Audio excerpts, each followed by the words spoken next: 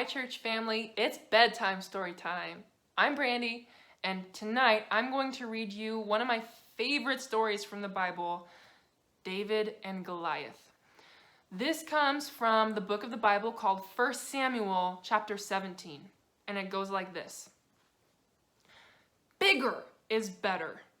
Yes, bigger is best. When you're bigger, you're better than all of the rest. For as everyone knows and can gladly recall, when you're dinky and small, you don't matter at all. Is that what you're thinking? Is that what you said? Is that what's been running around in your head? Well, just settle on down in your chair or your bed with your mom or your dad or your great uncle Ted. And I think if you listen, you're going to see that big isn't all that it's cracked up to be. Two armies were gathered on two distant hills, but the army on one gave the other the chills. Both armies were fuming and ready to fight, and it looked like at any time now they just might.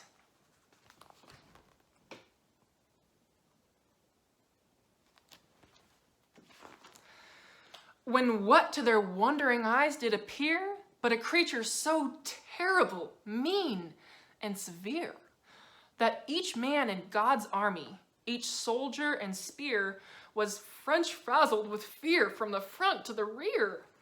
He was biggeth and talleth and largeth and higheth. He was stretched from the ground straight up to the skyeth. Armed to the teeth, both above and beneath, a big, burly Philistine giant, Goliath.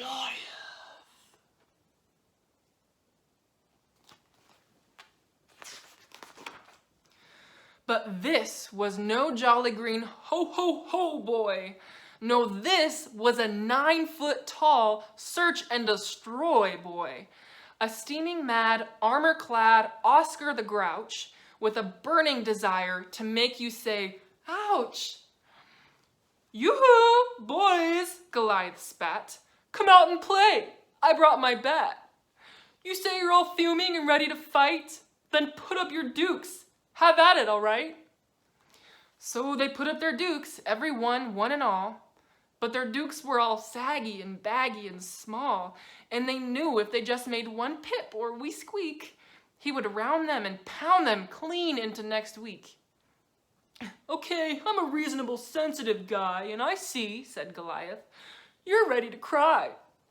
So I'll make you a deal. Yes, here's just what I'll do. Here's a special, one-time only offer for you. I'll fight for my army, just little old me, against one of your men. So then, who will it be?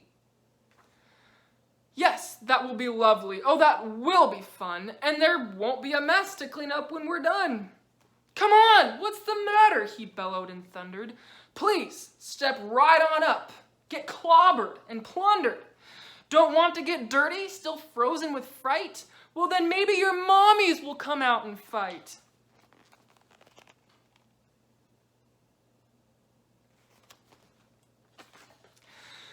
So night after night and day after day, on and on went Goliath that very same way. And for 40 long days on their side of the hill, they just stood there like statues, and then took until a wee tiny fellow, so dinky and small that you'd hardly believe he would matter at all, wandered into the camp and just happened to hear all the fee, fi, fo, fum that had filled them with fear. Just who does this Philistine think that he is? Said that dinky small dude with that big voice of his. He's insulting the army of Almighty God, but he'll do it no more over my own wee bod. Well now, that kind of talk turns some heads right away. No, that's not like the thing that you hear every day. So when word got around that wee dinky small dude was shipped off the king, who was coming unglued. Yes, the king was upset, and why shouldn't he be? He had to whip someone as big as a tree. Oh, but when he saw David, his tummy flip-flopped. His heart sunk down to his sandals and stopped. They needed a hero, a fighting machine, but Dave looked like he couldn't whip a sardine.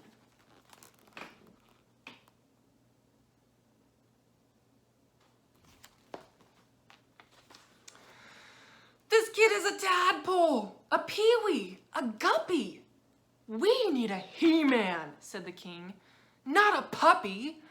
Now, pardon me, son, you're a cute little tyke, but we need a King Kong, not a boy on a bike.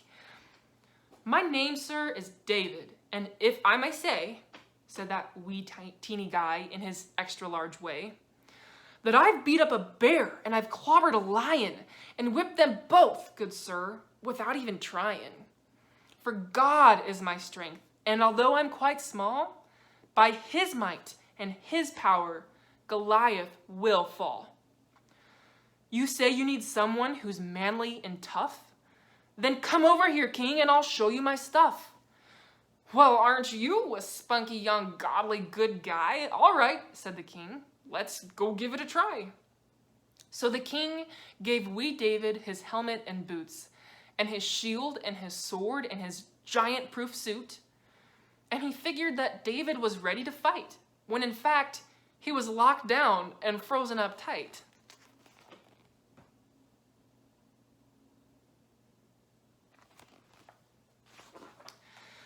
I can't fight like this, man, I can't even see. This might work for you, but it won't work for me. I said this before, but I'll say it again. It's God who will fight, and it's God who will win. So David debooted, disrobed, and undressed. He untangled that old tin can tankerous mess, bolted down to the stream, gathered 5 smooth small stones, then took off like the wind, bent to rattle some bones. Hey, giant, Dave yelled. Yeah, I'm talking to you. Hey, I'm telling you just what I'm going to do. You've insulted the army of Almighty God. Now you better get ready to swallow some sod. Well, Goliath looked down just below his left knee, and oh, what to his wondering eyes did he see but a wee tiny fellow, so dinky and small that you'd hardly believe he could matter at all. What am I, a dog? Thundered mean old Goliath, that you send me this wee teeny, not very higheth, pink peach fuzzy pup with a stick and some rocks? Oh, I'm shaken the whole way on down to my socks. Well then fight like a man, rumbled dinky small Dave. What's the matter, you sissy? Come on, make my day. This battle is God's, and in God's mighty name, on this day, I'm the hunter, and you are the game. And so out came his sling, and then in went a stone, and wee dinky small Dave, in a way all his own, slung it round and around and around and about, and that one tiny, smooth, shiny pebble flew out. Like a photon torpedo, like lightning it sped, and it bopped old Goliath right square in the head.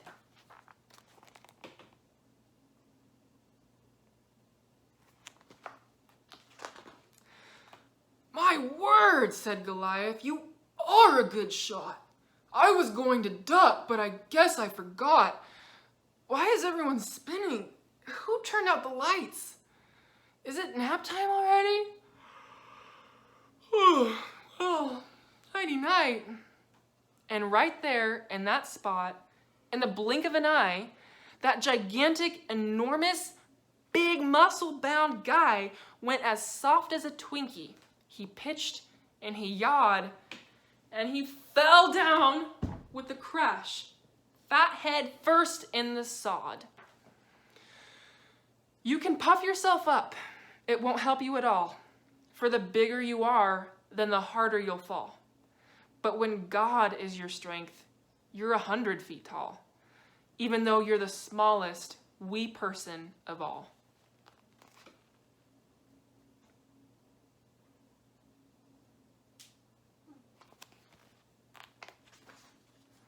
The end.